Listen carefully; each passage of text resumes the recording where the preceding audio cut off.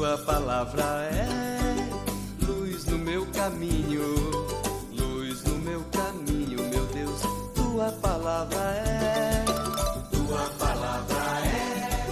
luz no meu caminho. Estimados irmãos e irmãs, que bom nos encontrarmos neste terceiro domingo do Advento, também conhecido como Domingo Gaudente, Domingo da Alegria. Alegria porque estamos na expectativa que está se aproximando assim o nascimento do Filho de Deus, Jesus Cristo. Alegria porque está prestes a chegada do Filho de Deus. E por esse motivo, todo o teor da liturgia da palavra nos colocará nesse aspecto de alegria. E assim, a leitura primeira nos apresenta Isaías capítulo 61, versículos de 1 a 2 e 10 ao 11. Nos mostra três coisas que nos ajudam a rezar. A primeira coisa, o profeta se apresenta como aquele que é chamado de Deus, que foi chamado por Deus. Por isso, o Espírito do Senhor está sobre mim. Para que o Espírito do Senhor está sobre mim? Ele vai dar a direção, o porquê que o Senhor o escolheu. E primeira coisa, Deus o escolheu para anunciar a boa nova aos humildes. Escolheu para curar os feridos, especialmente as feridas da alma. Deus o escolheu para libertar os que estão presos e para proclamar o tempo da graça do Senhor. Eis a função deste profeta. A segunda coisa, este mesmo profeta se apresenta como na imagem de um noivo. Esse noivo tem sede de libertar o povo que estão necessitados, de devolver ao povo a sua dignidade, a sua justiça. Por isso esse noivo está vestido com as vestes da salvação, envolvido com o manto da justiça, e traz na sua cabeça a coroa e as joias. E assim ele está revestido desta graça que advém de Deus. Última coisa que apresenta o texto é justamente a imagem que assume novamente esse profeta, que é a imagem agrícola, quando coloca como a terra que faz brotar a planta e o jardim que faz germinar a semente. Assim o Senhor fará germinar a justiça e a sua glória diante de todas as nações. Esse profeta tem uma missão clara: trazer a justiça, resgatar a dignidade deste povo que, depois do exílio, continua sofrendo, abandonado e sufocado pelas autoridades do seu tempo. O texto do Evangelho que nós meditamos, o evangelista João, que nós estamos a meditar, nos mostra dois aspectos sobre a pessoa de João Batista. E em cima desses dois aspectos nós podemos rezar. O primeiro aspecto é a apresentação de João Batista. João se apresenta. Por isso o texto começa: surgiu um homem enviado por Deus. Seu nome era João, não era Jesus. Em seguida, ele veio para dar testemunho da luz, para que todos chegassem à fé por meio dele. Reafirma: ele não é a luz, mas veio dar testemunho da luz. Primeira coisa, João Batista não quer ser confundido com aquele que ele veio anunciar, Jesus Cristo. Ele tem clareza do seu papel, tem clareza do seu objetivo: testemunhar Jesus Cristo e fazer com que as pessoas estejam abertas e preparadas para acolher o Filho de Deus. Segunda coisa, e aqui o segundo aspecto do Evangelho, nós iremos perceber o testemunho dado por João Batista. Primeira coisa, ele se apresenta e já deixa claro que não é Jesus. A segunda coisa, ele dá testemunho. O testemunho de João é muito significativo para nos preparar para esse momento ápice de nossa fé. o Natal do Senhor. E começa essa segunda parte mostrando esse interrogatório desta comissão do templo que vai ao encontro de João Batista. E vai com algumas interrogações sobre Jesus para perguntar a João Batista. E aqui eles perguntam a João: quem és tu? E aí ele já acrescenta: és tu Elias? És alguns dos profetas? E João Batista vai dizer: não, não sou Messias, não sou Elias, não sou nenhum dos profetas.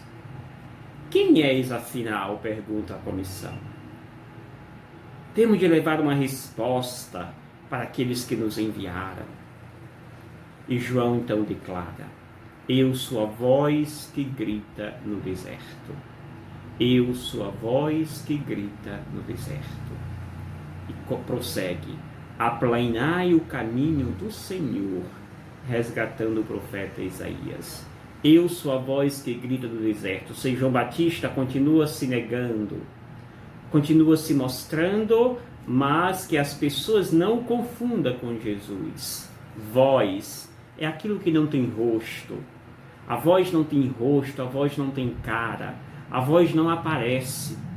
O que aparece é o conteúdo que passa, que tem como canal a voz. Portanto, João Batista é simplesmente um canal da mensagem que Jesus traz. Quem aparece não é a voz, quem aparece é a mensagem transmitida pela voz. João Batista se apresenta, portanto, como este canal para transmitir e apresentar a voz que é Deus. Isto é, o ápice do testemunho de João Batista. E aí ele prossegue dizendo, depois de aplanar os caminhos do Senhor, ele vai dizer então, quando é perguntado: e por que então batiza, se não és profeta, se não és Elias, se não és o Messias? Ele vai dizer: eu batizo com água, mas no meio de vós está aquele que vós não conheceis e que vem depois de mim, e eu não sou digno sequer em desatar a correia de suas sandálias. Caríssimos irmãos e irmãs, João Batista dá uma aula de humildade. João Batista dá uma catequese de ensinamento da kenosis. A kenosis é o que vai acontecer com Jesus, ou seja, Jesus que se rebaixou.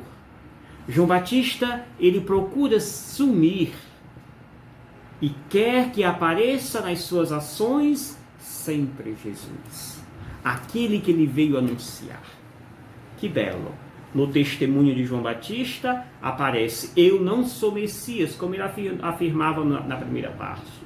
Não sou Messias, não sou profeta, não sou Elias.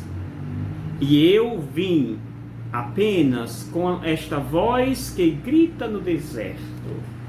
Ou seja, ser canal desta palavra que liberta, que é o próprio Deus. E finaliza dizendo: o batismo que eu trago é um batismo apenas de conversão. Aquele que virá vos batizará com o Espírito Santo de Deus. Vai dizer em outro texto. E aqui ele já quer fazer com que estas pessoas que ali se encontram, que estão cegas, percebam esta presença do Filho de Deus que já está no meio deles. É assim que João Batista nos convida a estarmos nos preparando para este nascimento do Filho de Deus. Terminamos esse texto, essa liturgia da palavra, com a carta de Paulo aos Tessalonicenses, lá no capítulo 5, versículo 16 ao 24, onde Paulo, dirigindo a esta comunidade que se alegra por ter sido uma comunidade que deu passo, que cresceu, Paulo continua exortando essa comunidade e começa dizendo: estais sempre alegres. A alegria é uma característica do cristão. A alegria é o que deve sempre nos identificar enquanto seres chamados de Deus, cristãos.